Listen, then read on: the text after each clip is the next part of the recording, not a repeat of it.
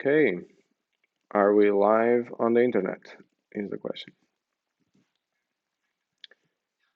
Whoop. Okay, I guess it's working.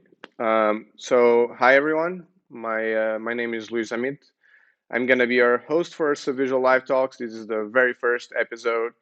Um, Before we get going with our guest today, I want to let you know of a hashtag you can use to submit questions via Twitter. You can also use the chat here in Twitch, and we'll be looking at those to ask some questions later on. Without further ado, I'm welcoming Josh Clayton. Hi, Josh. Hello, how are you? All good. I've known you for a while, but for everyone here Mhm. that doesn't know you, do you have a quick intro you want to make? Sure. So I am Josh Clayton. I am a developer and managing director of Thoughtbot's Boston studio. I've been writing software now for uh, almost 2 decades.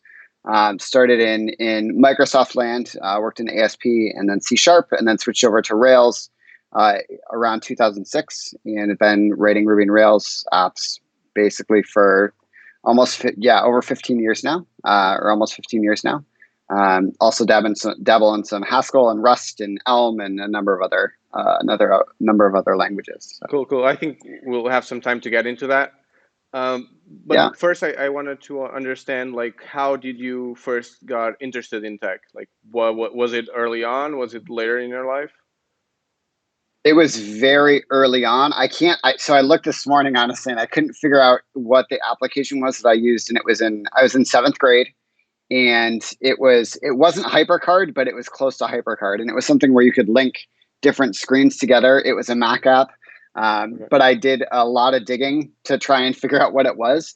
Um, but the idea of kind of linking information together and traversing between pages, that really inspired me. And in seventh grade and into eighth grade, I started getting into HTML. And so I wrote HTML for a handful of years. I think my first actually paid software engineering work was, I think, the summer of eighth grade, and I made 750 That's bucks pretty good. building a website for a local company that my dad knew. Um, I kind of paused for a little bit, but as a junior or senior in high school, I found out that our high school had a programming class, and it was in Visual Basic, and so dug into Visual Basic. Didn't go to college. Ended up joining the Marines. I wanted to do something, and I knew that school was not that something, so I joined the military instead. Right. So, But I got back from the Marines and got a programming job after that. let's dig into that a little bit. So Yeah. that first job that you got, what language was it? Do you Mhm. remember? So that was ASP3. Okay. Okay. And Yeah. did you remember the feeling of learning that? It was very, very difficult. I think it was exposing me to a lot of stuff that I hadn't really been exposed to before. Like, there's control structures and things like that we learned in high school, Hmm. but for that job, it involved me kind of relearning HTML, digging into CSS. So I was kind of the champion of getting away from table-based layouts. I think for the first uh, handful of years, I never knew how to work in table-based layouts. Like, it was utterly confusing to me because I was writing, I was laying pages out with actual CSS. Right. Um, And but this learning was HTML, pre Flexbox, pre grid template. So this was all floats and stuff like that. Position yeah, absolutes probably. it was 2003. Right. So a while ago. So there was, yeah, like I told my boss back then, like I avoided using JavaScript entirely. It was a dumpster fire. It's still a dumpster fire, which is, it is what it is. But um, yeah, it was challenging. I was digging into XML and XSLT and a bunch of other things that I had just not been exposed to in the past. Cool. Because I didn't really have any experience. So So your first experience was right like on the web, even early on. yep. So that's pretty cool. Um, yeah, it was HTML very early on, no backend programming. I think I found like a Perl script for that business application that I built, which is like a marketing page. Um, and it was the Perl script was for like it was like a contact form. So super, super simple, but it got the job done. But yeah, I really started on the web. I guess I had programmed on my TI 83 plus calculator. Right. I don't know if that really counts, but I did that. I did that in high school. So that counts. That yeah. counts. So those are your first languages. You went from ASP, like HTML, CSS, and then to Visual Basic. That's when you like got into more of a formal education. Right. Yeah, and that was a class offered in high school. Cool. And Yep. then you said you Yeah. decided not to go to college. So what was the reason? Well, first of all, what was the reason to decide not to go to college? Which is totally fine. Uh-huh. But also, Yeah. what is the decision to like let's go to the Marines, which is a bit more extreme than most people Uh-huh. Yeah. decide to do at that Right. age. Yeah. So the deciding not to go to college, I think I wasn't really sure what I wanted to do. And I didn't like the norms of, to be successful, you need to go to college and get a degree and do all these things. I was like, I felt like I wasn't ready to make that decision. And rather than make that decision and then feel like, I might regret this or I might not really be spending my time and my money effectively, I was like, no, I'll need to do something else. And so after kind of ruling college out as an option right then, it was okay, well, if I'm not going to college, what's going to help grow me as a person, as an individual more, and what can I do to kind of give back? How can I, stress what I understand the world to be? How can I kind of inform me and expose me to new and different ideas. So it's like, okay, well, maybe the military is a good thing to do because it was kind of out of my comfort zone. I really wasn't sure what I wanted to do, but I figured this is so far outside of what I would feel comfortable with, but it's a way for me to kind of give back and get involved and be exposed to new ideas. And so once I decided the military was what I want to do, I was like, okay, well, if I'm going to join the military, I might as well join the most difficult branch to get into, or the most like I might as well challenge myself, Right. right? It's like, yeah, I could get in the Air Force and the Army, and again, I don't want to downplay the different branches of the United States military, but I figured if I'm going to do it, I'm going to do it right. And so I decided to join the Marines, and with the Marines, I ended up going into the reserves. But with the reserves, the reserve unit near my house, that was an infantry company. And so it's like I went Marine Corps infantry, which is so far beyond what I had ever really expected to do. But it was a life-changing experience. I think it really formed who I am now as a person. And it was a great experience. I don't regret it at How all. long was it for that you were with the Marines? So with the reserve contract, it's a 6-2 contract. So it's 6 years of active reserve time and then 2 years of inactive reserve time. Okay. And so from 2002 until 2008 is when I was active reserves. Okay. Cool. Yeah. Before I ask you more stuff about the Marines, do you think Mhm. I was thinking with your decision not to go to college, do you think that just the way college is set up in the US affected that, especially in the sense of how expensive it is to attend college there, as opposed to other countries like here in Portugal is a bit more like a bit cheaper, and even other countries where Mhm. it's even for free. Do you think that impacted Mhm. your decision? It was that might have been some of it. I think it was a combination of cost and time investment and just me not really being sure what I wanted to do. Hmm.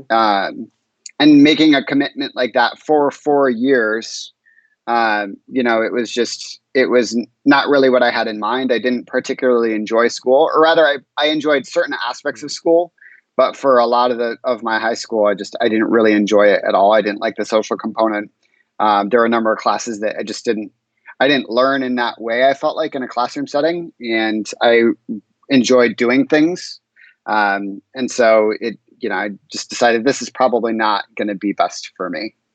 No, that makes total So sense. And just yeah. so you know, there's a lot of people in college that don't know what they want as well.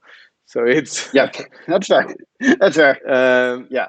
but with the Marines, you're saying there's a lot of life lessons. I'm sure. What do you say is like Mhm. the thing you take the most from those times to what you do right now in coding Mm, or as a developer in general? things. Yeah. Yeah. what seems bad right now, you can look back upon and have positive feelings about it, as odd as that sounds. There were so many situations that at the time they were completely and utterly horrible. And it's really easy to kind of get into your head about how bad things are.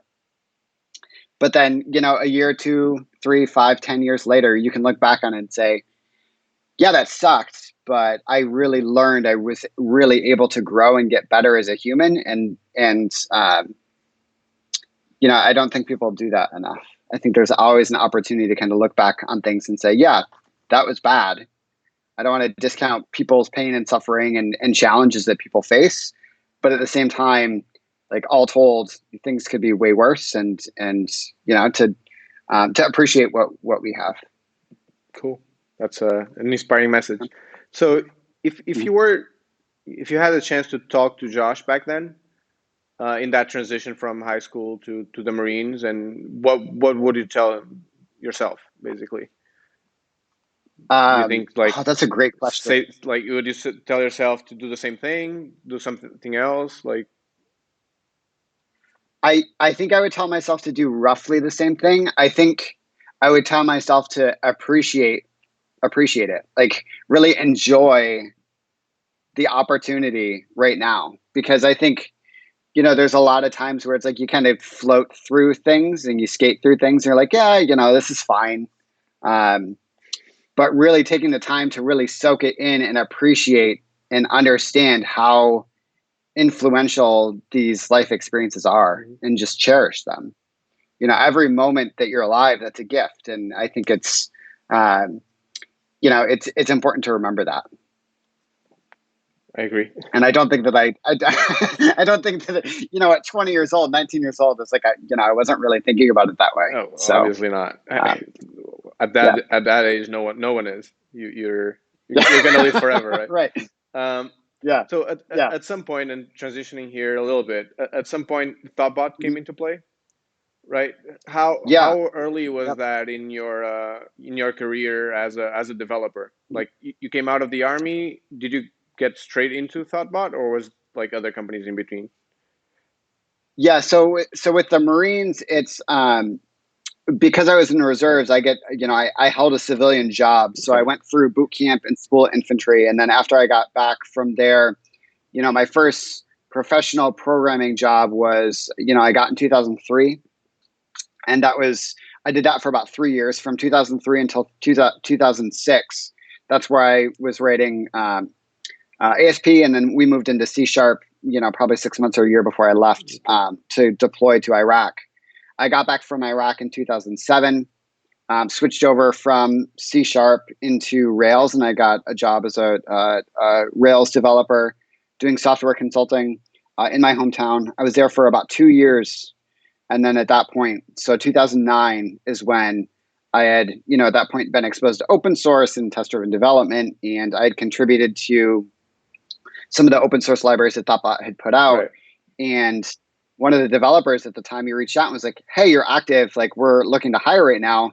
Do you want to move to Boston? And I lived in West Michigan. So, I was, a 16, 17-hour drive away from Boston. And, I talked to my wife and we're like, yeah, this is my dream job. Like, let's do it. And so we picked up and we moved. And so that was 2009. So I've been with the company about 10 and a half years now. That's a lot of time, especially in these days. But I have a question there. So you said you're for like the job before Thoughtbot working with Rails. So that started in 2006. So that company was doing Rails pretty early on, right? Yeah, it was 2007. But yeah, it's 2007 to 2009. We were doing Rails at that point. Do you remember like what type of stuff you were doing, or why they decided to go with Rails, like being such a new technology? That's a great question. I'm not sure what the decisions were. I had started writing Rails in 2006, and I got back, and one of my friends that worked at the previous company he's like, yeah, this consultancy is hiring for Rails devs. I know that you like Rails, like you should apply. So again, I'm not quite sure of the business decisions of that consultancy I was at for a couple of years. But it seemed like a good fit, and I was like, yeah, I'll do this. And it was Rails 1 point something. Sure. I think. I don't think it was even Rails 2 at that point. I remember there were things like Piston and other things to manage dependency. It was just like, it was a mess. It was a cluster. Um, but it was fun and it was what I wanted to do. And so I saw it as an opportunity to kind of grow into this new language that I had fell in love with in 2006. Right. So when you got to Thoughtbot, you said you're there for over 10 years now. Thoughtbot Mm-hmm. work is mostly client work, right? Not Mm-hmm. mistaken there. Yep. Yep. So would you say that after 10 years, do you still enjoy client work? Yes. Yeah. I think that is one of the most, like, that's one of the most enjoyable aspects, I think, of the work that we do is, having worked, the first 3 years of my career, I was at a company and we focused on a very small set of products and they were all kind of in that similar Hmm. space. And sure, I could go very deep in that domain. But the thing that I really enjoy about consulting is the breadth of experiences that we have. And so you've got early stage founders with 20 grand and they have an idea and they want to execute on the idea. So you don't really have any time. It's like very little time to build and execute on the solution and get it in front of customers. And you've got companies that, they have a couple $1 million and they want to invest in their software platform over the course of a couple of years. And so we get to go in and it's an entirely different set of challenges there. And so that breadth of experiences is it's really fun. I think in the almost 2 decades that I've been working in software, people are definitely harder than tech, um, at least for a lot of the challenges that I've been facing. And so constantly learning, like, how do we better convey and communicate our message to clients? I think that's what is most enjoyable to me. It's like, how do you have to sell ideas, you have to sell approaches, as developers and designers. It's like, this is the right way to do things. Here's why. We're open to change, but advocating for that, I think, is the most enjoyable part. Yeah, and there's definitely the wrong client is the thing, right? Like it can be a client Yep. that's not Yes. a good fit for the company you're at. But so Hmm. you're saying one of the best things, and I agree, having done mostly client work through my career as well. Hmm. Uh, I agree that being in like different, being exposed to a lot of different opportunities, different projects, and all that is pretty good. You get to see a lot of different things. But what Hmm. do you think is the worst part about client work? Do you feel the opposite is true as well? That's a good question. Um, what's worst about client work? I think there's always challenges kind of communicating what we have found to be the right approach. I think part of our sales process helps identify clients that, that they aren't fully on board with our process and our approach. But I think the clients that are the most difficult to work with are ones that don't trust us. I think trust is probably the key driver on the success or not of an engagement. Because if we go in with, Thoughtbot's been around for, 17 years this summer. So we've seen a lot of different approaches to how to design and develop software. And so with all of that experience that we have, if we come in and present solutions for our clients and they're like, yeah, you're not right, especially because we have seen what works and what doesn't work. I think that's obviously frustrating to the team. Right, but So, so that like being able to refuse clients is very mhm. important in this kind of work. Yep. But I'm sure you Mhm. understand not all companies have the luxury to be able to do that. Um, Sure. like, were you there for Thoughtbot in the beginning? Was this still an issue? Like when you joined, where okay, now we need to like pay salaries, we need to pay rent, we might Mhm. need to take some clients that we're not so proud of or wouldn't have taken Right. otherwise. And Mhm. is that situation managed within the team? How did you feel that, or did you Mhm. feel that ever? Yeah, yeah, we definitely have. I mean, again, we're a business, and we need to make sure that we're able to keep people on the team and support folks and be able to run the studios and things like that. So I think in those situations, one of the things that we found is like we need to kind of convey to our team what's going on, why it's happening, and then support them the best that we can. I think one of the things that we found time and time again is through kind of we do biweekly one-on-ones with the team. We have a number of different sessions to go through and kind of level up the consulting skills so that even if we do interact with clients that are challenging or we don't see eye to eye on things, at least our team feels slightly more equipped to interact with those folks and and make those engagements as successful as we can given the circumstances. That makes sense. Is there any So particular like bad story that you can think of mm, that you'd be uh, okay sharing? yeah. Yeah, there's a couple that come to mind that were just not really great situations. I think there was a client of ours a number of years ago where we continued to kind of butt heads and run into challenges around like the product management side of things. We were kind of full steam ahead on a particular product direction without really taking into consideration what customer needs were. And we were paid lip service to a lot of that stuff. It's like, oh yeah, we're going to do better, we're going to do better, and it never really happened. And so ultimately, we had kind of outlined all of this with them, and gave them an ultimatum, and said like, listen, these things need to get addressed, or we're going to end the engagement early. Um, and they didn't get addressed, so we ended the engagement early. And we were in a position where, financially, that was an expensive decision to make, but I think, ultimately, we first and foremost we work with our team, and then we work with our clients. And so, I will always favor our team over our clients. It's not to say that we don't try and do good work, but ultimately, like, our team is there and we want to support them and make sure that they are fulfilled and happy in the work. And that particular situation, they were not fulfilled at all. So it's a balancing of like, we have revenue or we have employees, and I chose the employees. Makes sense. Uh, Yeah. in that kind of realm, what's your opinion on fixed budgets on for projects? Mhm. Do you think it works That's a well good for question. client work? Um, I think you can kind of back into a fixed budget type thing where we say, okay, well, we've seen time and time again, this type of engagement is pretty easily fixed in a certain time frame, and so we can back into that. And obviously there's the capturing value in that. So for the shorter engagements, we found that that's the sort of thing that works. So we had done a code audit workshop. Code audits are a service that Thoughtbot provides, and those are effectively fixed bid projects because we know the amount of time that's going into it, and we know what the deliverables are, and we've done enough of them to introduce a level of consistency there, where we say, yeah, given this amount of time, we can do this, and these are their outcomes, and you can feel confident in those outcomes.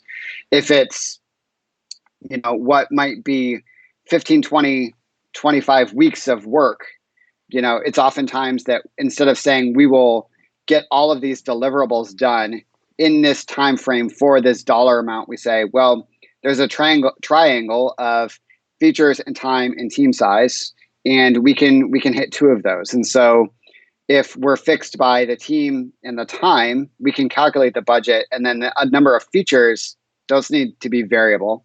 Or we can say we have the features and we have the time, and so the team size, or the budget, that needs to be able to change. And so when we commit to a specific set of features at a particular time or for a particular time frame, that we don't really do that much, especially for actual project builds, because unless it's super straightforward, there's always going to be challenges, or there's always going to be things that crop up that we don't really anticipate. So for the majority of the work that we do, it's time, effectively time and materials, or we bill for our time.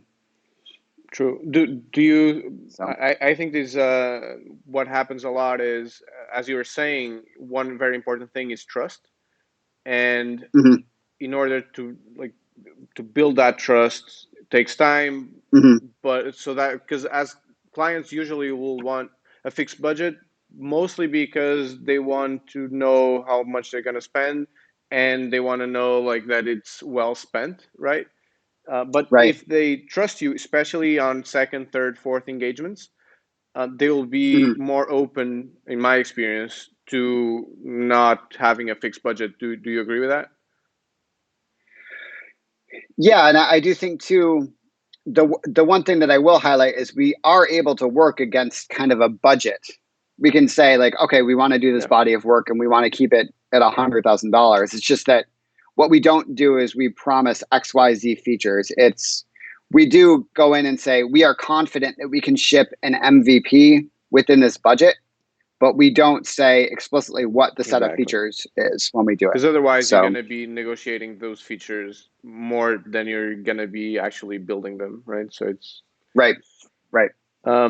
Yep. So we got a question from someone in the audience, sure. Which is about what's the longest engagement that you've ever been part of, and also if it was fulfilling or just tiresome.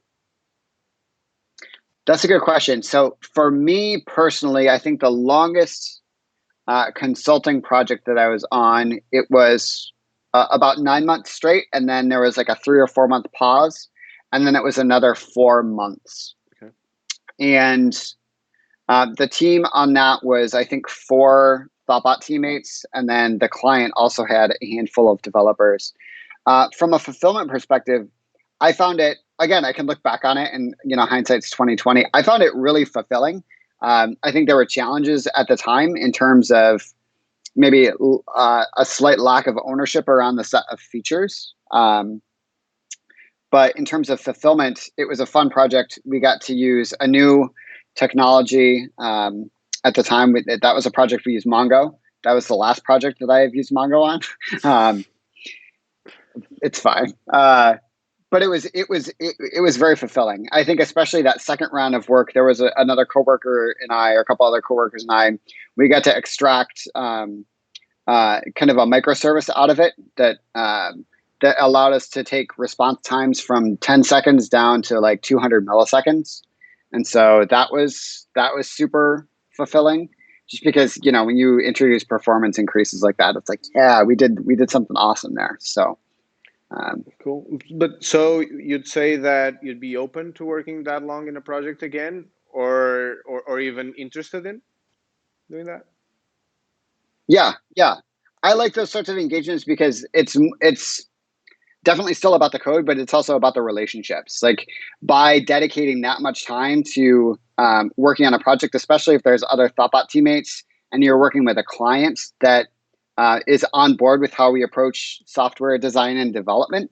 It's always fun because you get to do a much deeper dive into kind of the problem at hand, rather than if you're working on MVP type projects, you've got 2-3 months and then you step away for a little bit. Obviously the product needs to get into the hands of customers and they need to gather feedback and do all these things.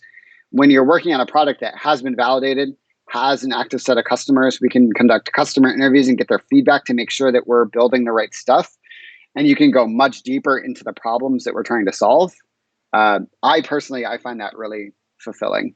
Yeah, I was going to ask, so what's your opinion, experience in working with like MVPs or pre-launch products versus products that are live, especially in terms of like how fulfilled you are as a developer?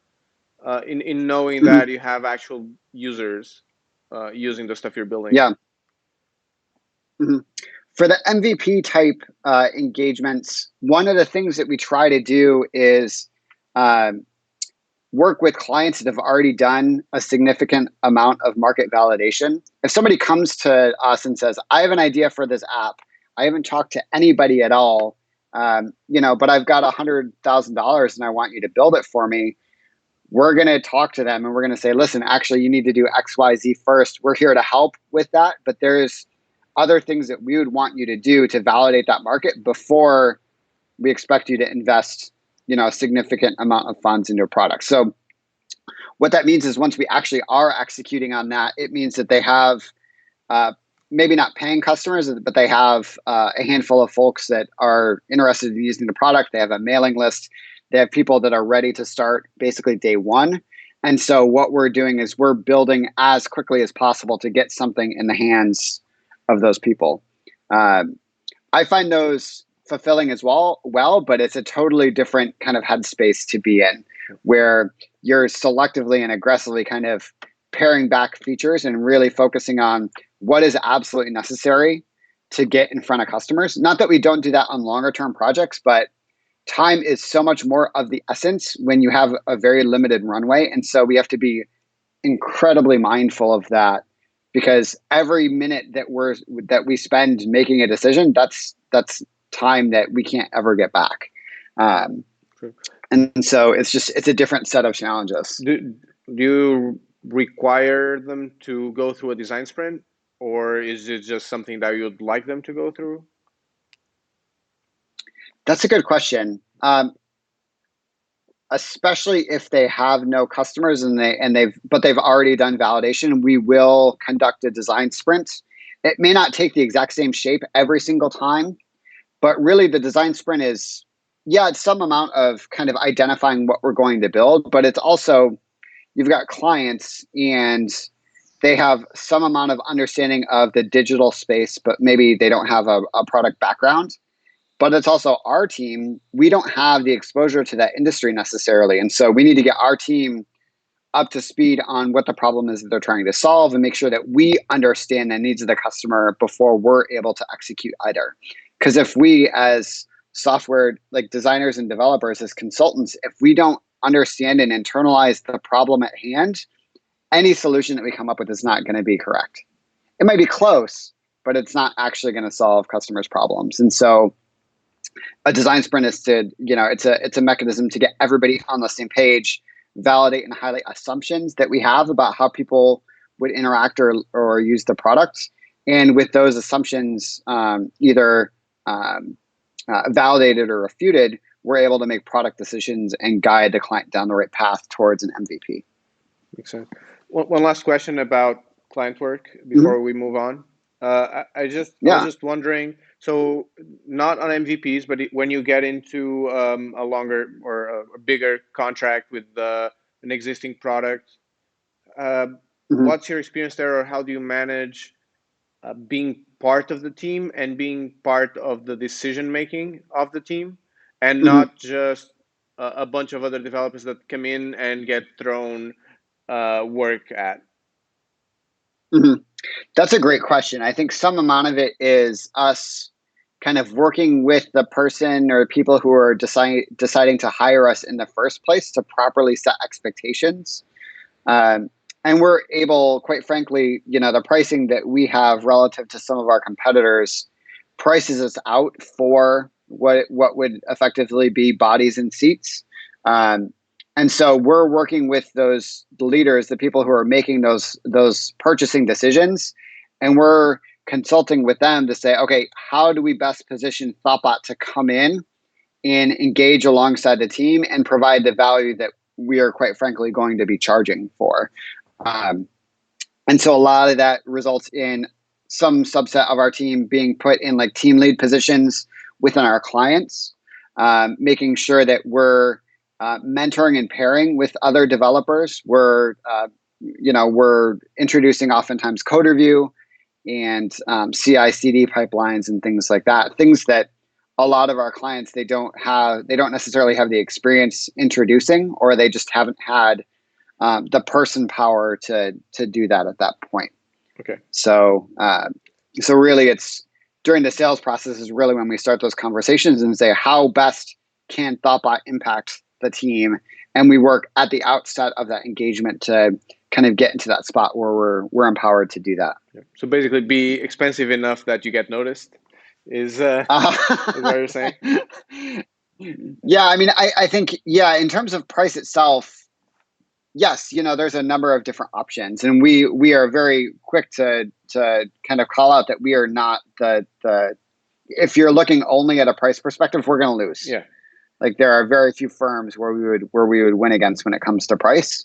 If that's literally the only thing that you're looking at. I think relative to value, I think we are able to leverage what is, like I said, almost 17 years of consulting experience, because it's not like when you hire a Thoughtbot team or a set of teammates that you only work with them. Like they're definitely talking to the broader Thoughtbot network to understand how best to solve problems. And so you're tapping into, 80 other people, 80 other people's experience. Yeah, I was joking. I guess that's where you want to be as a Yeah. as a consulting company, that's definitely where you want to be. Mhm. Not Yep. competing Yep. on price is a really bad place to be as a consulting company. Yeah. Yep. So And we still do, frankly. That still it still comes up. So it's the nature of the beast, yeah, I it think. happens. So last Yeah. question is, Yeah. would do you see yourself doing client work forever? Me personally, um, that's a great question. I think so, but maybe not. Like I think so. The things that I personally find fulfilling is helping provide feedback and helping guide people based on things that I've seen or things that I know that other people have seen. And so it's kind of the influencing decisions or layering on additional context that empower people to make better decisions. And so right now, the way that I'm doing that and the way that I envision that playing out is through leadership within Thoughtbot as Boston's managing director, but also in the client consulting space.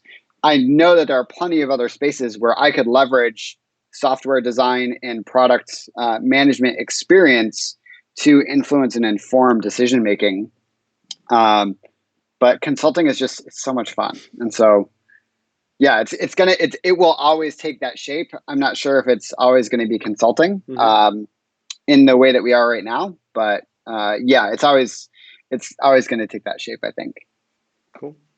So, Yeah, sidetracking a little bit, what's your sure. take on bootstrapping versus the VC route for companies? Having seen a lot of companies and working with a lot of companies over the years, do you think there's one clear best solution, or there's caveats? I think there's caveats. There's always going to be, it's always about trade-offs. I think for a number of companies, bootstrapping is definitely the right way to go. For other companies, getting that injection of cash and capital, um, that's really what's going to, help the company really provide great service for a much larger audience. And so, I think understanding what the goals are of the company and the impact that you expect to have, that's going to influence, I think, people's decisioning there. So I don't think one is better or worse than the other. It's really ultimately the goal of the founders and the company as a whole. Okay. So I realize that's like the diplomatic answer, Yeah, but it's but it's seeing as okay. much as I've seen, It's it's like okay. it is very much that's the case. Is it really it depends. So, So transitioning over from all of this, right now, I know mhm. you've been doing a lot of work off hours in Uh-huh. Unused, right? Do you want to Yeah. talk about Yep. that a little bit? Just explain what it is. Sure. So Unused is a platform for identifying potentially dead or unused code within a code base.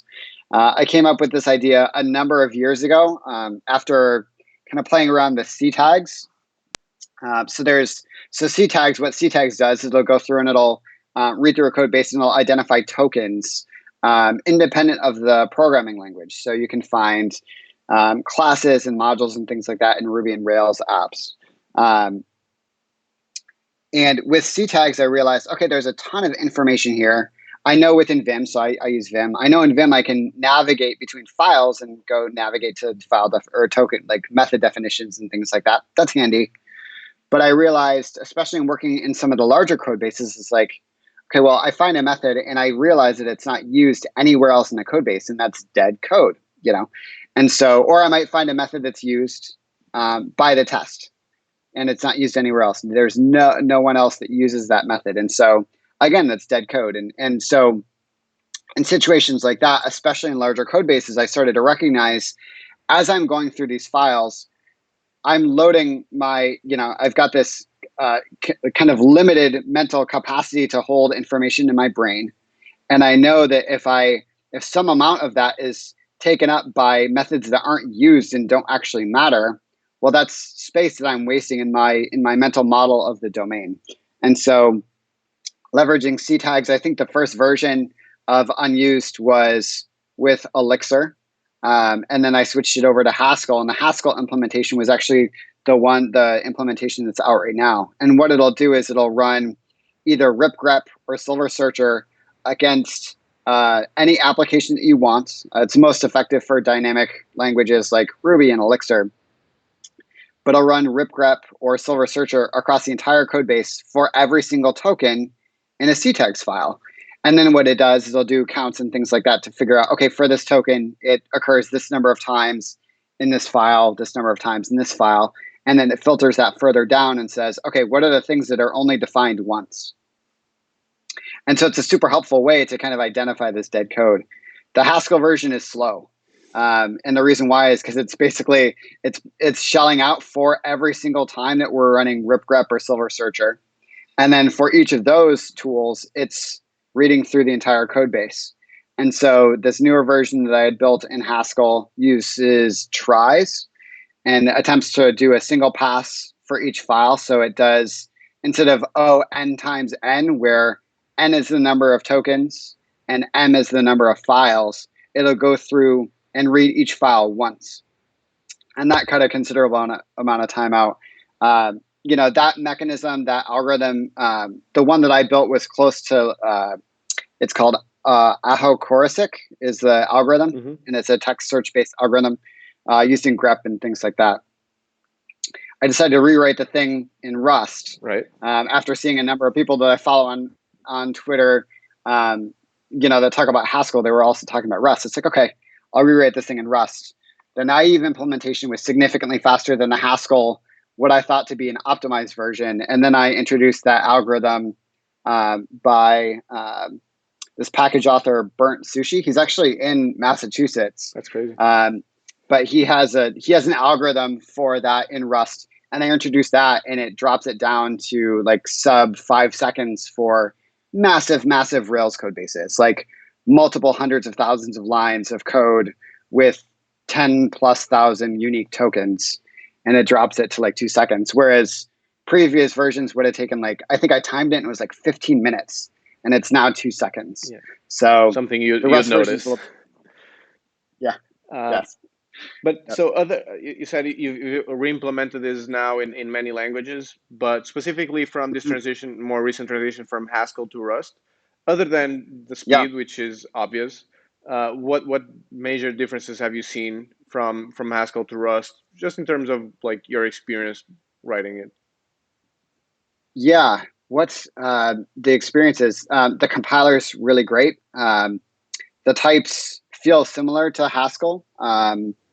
The borrow checking and references and things like that, that's definitely new-ish to me. I hadn't worked in Swift or Objective-C before, so I hadn't really been exposed to that kind of mental model of how to do memory management. There's no GC. And so that was, that's, again, kind of a new thing. But from a language perspective, it's really nice. It's definitely taken some getting used to.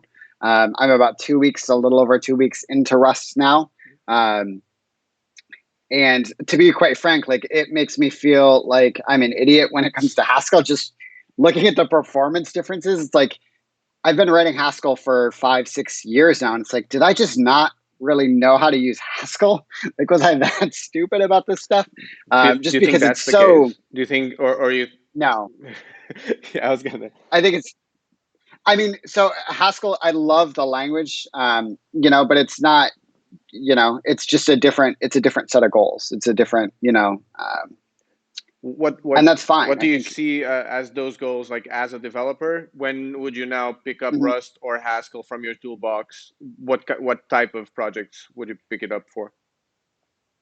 Yeah, Haskell is, and again, some amount of this is probably just my lack of familiarity with Rust still, but if I needed to feel super confident about the type system and really lean on types, I would probably reach for Haskell still. Rust, it seems close, so I can't really speak to Haskell versus Rust because I feel like I don't know Rust well enough. Yeah. But in terms of, a lot of what I used Haskell for was writing parsers, and the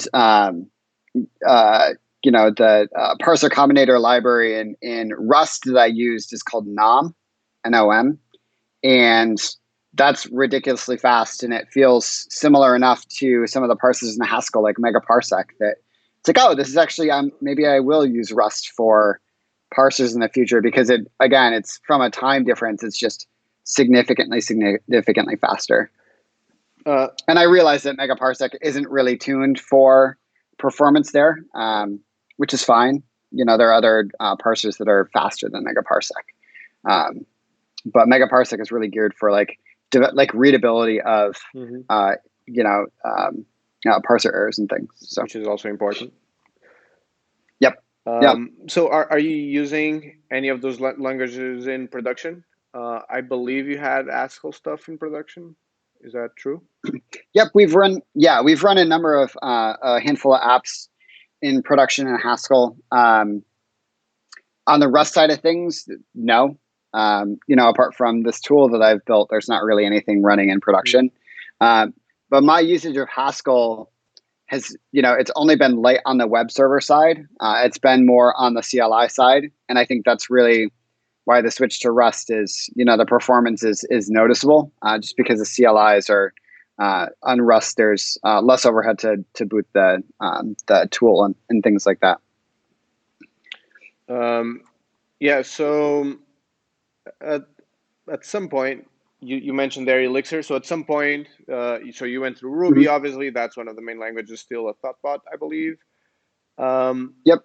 but at some point you went through Elixir, right? And that's, you mentioned Mhm. Unused, the first version was actually Elixir. Mhm. Why the change? What do you think? Like you moved, did you move on completely from Elixir? Are you still doing some Elixir or not really? Me personally, I'm not really doing too much Elixir. As a company, we still are. Hmm. It's not as much as the Rails side of things, but we do still work with clients that use Elixir. For me personally, that journey as a developer, I think at that point I had been writing Ruby for more than a decade, and you see OO versus FP, and Elixir was really enticing because of the speed and the performance benefits of it, and just the amount of throughput, the uptime, and some of the models around gen servers and redundancy and being able to manage failure very well. And so those are appealing from a web development side of things.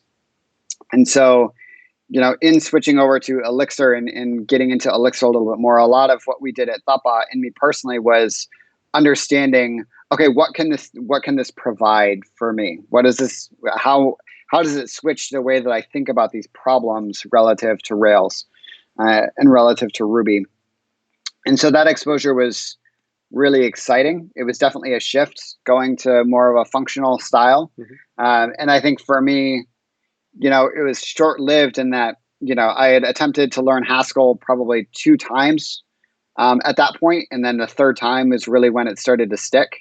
Um, and I was also at the same time digging into Elm a little bit more, which is a front end language that compiles to JavaScript, but the types and compiler are akin to Haskell. And so it was Ruby as OO into Elixir's FP, and then strongly typed FP even more so with Elixir, or rather with Elm and Haskell. Uh, so it was almost like a stepping stone Right. into that functional paradigm, but it was it's close-ish to both. That it was like, well, this isn't like this. Not that Elixir's a bad language, but I felt like the ways that it was challenging me in my mental model of applications, I felt like it was closer to where I wanted to get to, but maybe not quite there. And so it's to a point now where, having seen what I have, I think it is still right for certain types of problems. Um, and it's not that we're going to rule it out of our tool set entirely, because for some of our customers, it does make a lot of sense. Yeah, I So. was gonna ask if one of the reasons Mhm. was that if you thought that Elixir is still too niche as a language to, like, for a consulting firm to be able to take a lot of projects there, Mhm. but at the same time, Haskell is probably even more niche, right? For a consulting Right. company to take projects. Right. So maybe, what do you think, those, like, either of those languages make sense for, like, the public, in general?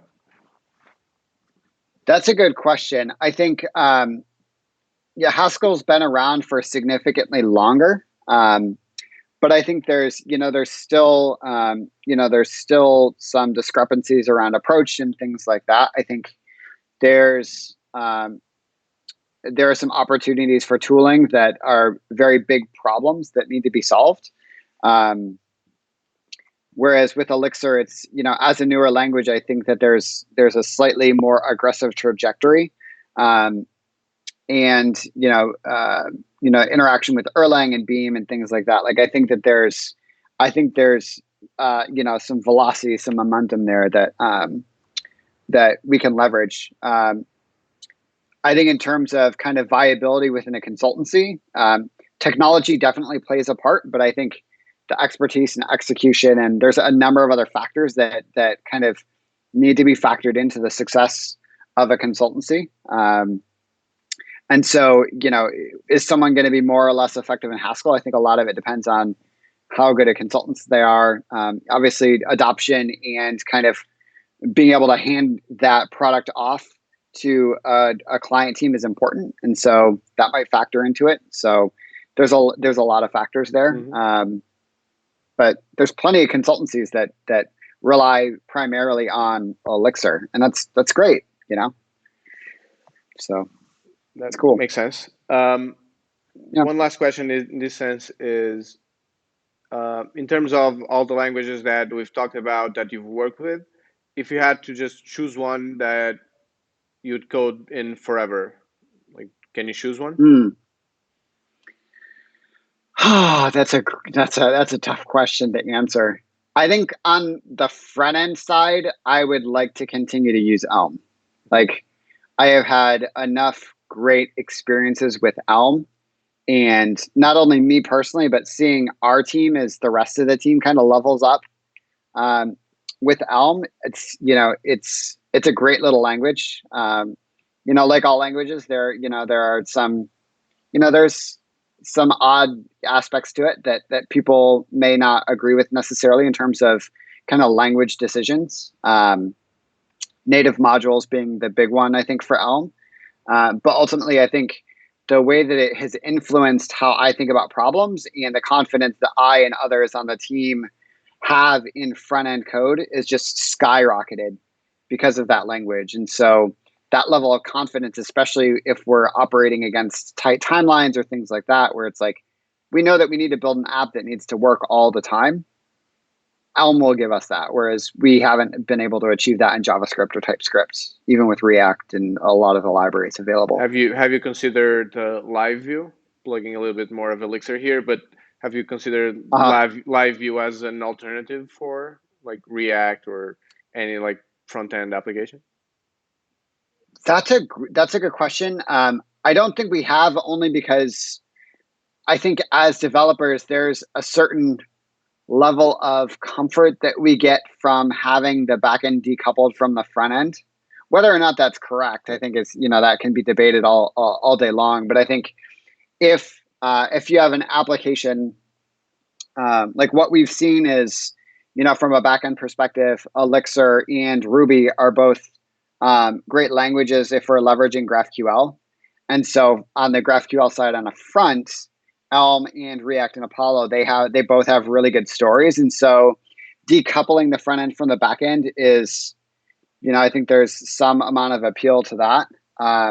Whereas if you say, I'm going to tightly couple my front end to my back end in that way, and again, this might be a misunderstanding on my side of what live view is.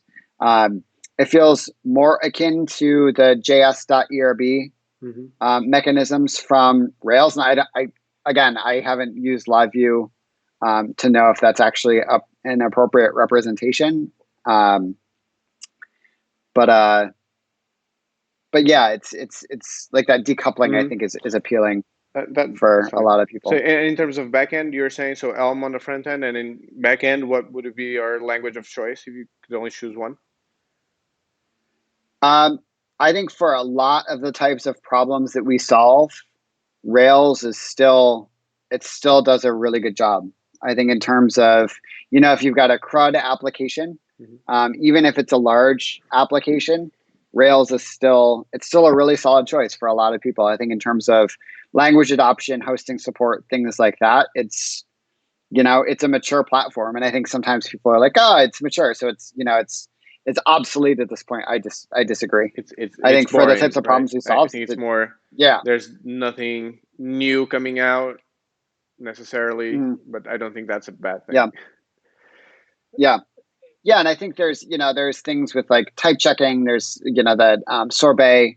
Hmm. Um, there's some other things coming Which I out don't in know the if you Ruby saw ecosystem. the tweet from DHH today, saying like someone asked, would sorbet ever get into Rails? The answer was absolutely not.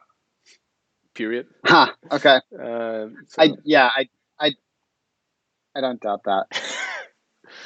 I haven't seen that tweet, but that I believe it. yeah. Yeah.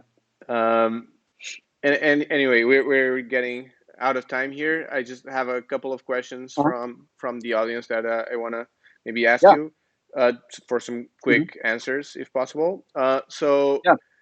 first one is, how does Thoughtbot reconcile open source work with client work or billable work?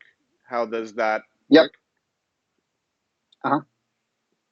Yeah, we do an investment day every week. And so we have 4 days a week where we're billing on our clients. The fifth day, typically Friday. So today, we don't bill for our time. We're investing back into ourselves and the company. And so open source, blog posts, podcasts, there's a number of ways that we're involved in the community, but we've been very, very positively impacted by Rails and the open source ecosystem. And we find that the best way to kind of pay that forward is to write open source software and take some of our learnings and make Yep. them available. I'm sure that's not always an easy sell for clients, but maybe as you get more established, like people know that of Thoughtbot, and maybe it's easier to sell. Right.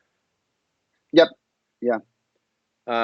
Okay, another question is, so you said you use TypeScript Uh-huh. as well, or even Elixir type specs. I don't know if you've played with that in your Elixir stint.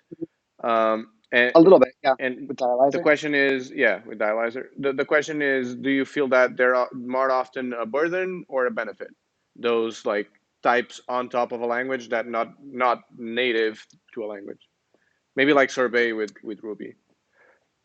Ooh, that's a great question. I wouldn't necessarily consider them a burden. I think, if it is, I think in certain cases where you need things to work correctly and have that confidence that Dialyzer, and the TypeScript compiler will give you, by all means, you should use them. I wouldn't necessarily advocate for using them everywhere, um, especially if you're transitioning from entirely untyped Elixir or entirely untyped JavaScript and switching over to TypeScript. Like it's not realistic to do like a complete transition on day one.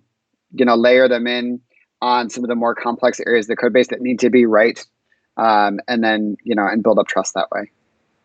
Cool. Well, Josh, I think that wraps up the time that we had for today.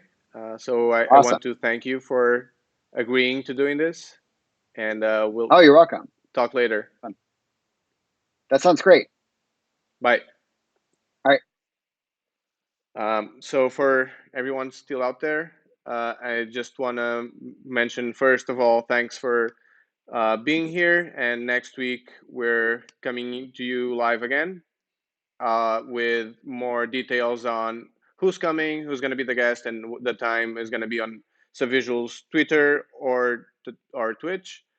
Also, I want to mention that I'm giving an Elixir workshop in a couple of weeks. You can look it up here at getgoing.subvisual.com, and there's a discount code for people watching Subvisual Talks, all caps. That's going to be 50% off the regular price. Uh, so again, thanks for being here, and see